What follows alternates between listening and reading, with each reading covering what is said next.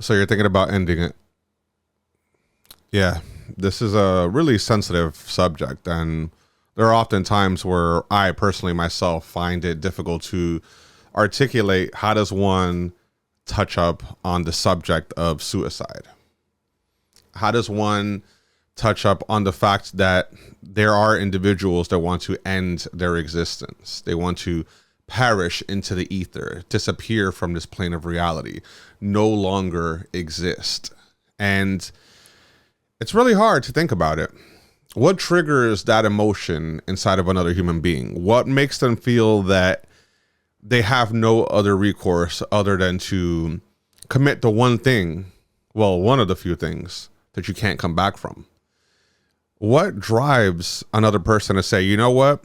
No, I'm good. I've reached the end of my journey, and I no longer wish to participate in this game of life where you only get one shot. You only get one opportunity. You see, often people say that time is one of our most precious commodities, and it is. But the only commodity I think more important than that is, well, our own existence. I mean, truly think about it, right? You have so many things that you can do in life. To never give yourself the opportunity to do it because you simply feel that it's no longer worth it, well, let's talk about that. Actually, I think it's really interesting. So there was a time when I was younger. I was a kid, right? I had these these sick delusions, right? Like whenever I would be upset at my mom because I didn't get something I wanted, I was like, you know what? I'm going to run away. They'll never see me again. And I actually envisioned what it would be like if I was dead. And they were actually all standing before me in my funeral, right? Just looking down in my grave. And I thought about their sadness. I thought about how sad I can make everybody because I didn't get something that I wanted. And I realized now as an adult, it was really silly, right? But that's really interesting about life because we don't really think about these things going forward in the future. You see, when a lot of young people think about doing something so harsh, so permanent, a lot of the times that's happening as well because, quite frankly, they just don't know any better. And how could they? There's no way you can know any better because when you're a young child or a teenager, you're not fully developed as a person. Your ideologies, your belief systems, your values, whatever you want to call it, things of that nature, none of it is fully developed. Heck, your brain's not even fully developed. And because of that, you lack an understanding of the way the world works. You are ignorant. And I want you to understand something. When I say ignorant, I don't mean you're ignorant in the sense that you're stupid. Ignorance just means that you lack insight on something. There is pieces of information that have not come together for you to have the whole puzzle. And in this case, we're talking about the puzzle that's called life.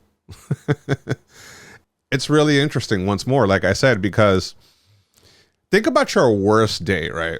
Think about the worst day you've ever had in your entire life and think about the feeling that you had. And that feeling was so intense that rather than spare it on and keep it pushing, you thought a better solution would be to just not exist. When I laugh about this, I don't laugh because I'm making light of it, because obviously it's a very, very serious situation that I don't think anybody should ever have to deal with. I've had thoughts like that. You know, I remember breaking up with this girl like many, many years ago, and I was so depressed. I was so distraught from that experience that I had contemplated like jumping out of my balcony. You know, it was only for a minute, of course. It was one of the quickest of thoughts that, when I think about it now, it was silly, right? Because the experiences that we go through in life inevitably become trivial based off of attrition. Enough time passes towards when you start to see that the things that bothered you and that seemed like the absolute worst thing in the world will become insignificant in the grand scheme of things, right? Picture it like this. When you were a kid and you were in school, I'll give you an anecdote for myself. I used to get bullied. Yeah. Oh man, I got bullied all the time. I have a podcast that I'll probably put a link here where you can check it out, where I was bullied. And I remember thinking, damn, this is so horrible. I was getting out of school and I was just waiting for these kids that picked on me to impose their wills on me again because I didn't have any recourse. I couldn't fight back. or rather I was too scared to fight back because I was just this docile young kid. I wanted to just live my life. I didn't really care about inflicting pain on others or anything of that nature. I just wanted to go home and I wanted to play some video games, right? Now, those days were so bad, but when I think about them now, right, we fast forward into present time, they're trivial, they're insignificant. Of course they are. They don't matter in the grand scheme of things because I'm older and I'm still here, and that is a chapter of my life that is closed, though not forgotten. It no longer exists. And I guess I'm saying all of that to say this: if you could just tolerate one more day past the worst day of your life, you can gradually start to come back from the point of potential oblivion that you wish to cause upon yourself. Because experiencing one more day past your worst day means that your worst day is literally behind you, right? It no longer exists. There's only the forward to look forward to, but you can't experience what will come to pass if you are no longer to come to pass. You get what I'm saying? So this is really a hard subject, man. And I really wish that I was better educated on this. I probably should have prefaced this video by saying that if you are experiencing thoughts of suicide, if you want to take your own life, you should probably seek some professional help. Talk to a medical professional, talk to a clinician, somebody that's qualified to guide you through this. I'm only talking about my own experiences with this and my perspective on this, because once more, it is just a perspective and we all have one. And the truth is that even the most trained professional is not going to ultimately know all the info. They're not going to give you all the answers. Their job is to keep you alive until you realize that what you're doing is silly in the grand scheme of things, because once more, although your experiences matter, the hurt that you're feeling in your soul, in your existence matters. Realize that passing the worst day of your life means that things can only improve. And now hear me out, right? Check this out. That doesn't mean things get better permanently and all of a sudden, you wake up in the morning, the sun is shining, the doves are like flying, and suddenly you're in this happy ending tale of your life. No, because you have to live the next day. And if you live a pretty crappy life, if you're in like a war-torn third world country where you're like hearing explosions happening every day, then, my heart obviously goes out to you. And you're probably not listening to this because you can't, and that's just really sad. But that should also give you a frame of reference to your own personal life and realize that in the grand scheme of things, our worst experiences are only a small facsimile of the greater picture. This video, this podcast is not a panacea for your worst experiences in life. This is not going to cure you. You're not going to listen to this and suddenly realize, hey, you know what? I'm good. I don't want to do this anymore.